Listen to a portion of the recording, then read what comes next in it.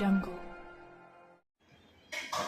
मिरजेत शासकीय जलतरण तलावात युवकाचा बुडून मृत्यू, सिव्हिल रुग्णालयात पोहोचण्यापूर्वीच मृत घोषित. मिरजेत पाण्यात बुडाल्याने एका तरुणाचा मृत्यू झाल्याची घटना समोर आली आहे. संबंधित तरुणाला उपचारासाठी मिरजेतील शासकीय सिव्हिल रुग्णालयात आणण्यात आले होते, मात्र डॉक्टरांनी तपासणी केल्यानंतर त्याला उपचारापूर्वीच मृत घोषित केले.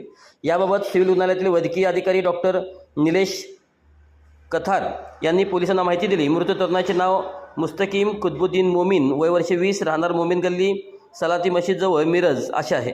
मिळालेल्या माहितीनुसार दिनांक 12 मार्च 2026 रोजी दुपारी सुमारे 2:45 सुमारास तो मित्रासोबत मिरज येथील क्रीडा संकुलन केंद्र परिसरात पोहण्यासाठी गेला असताना पाण्यात बुडाला.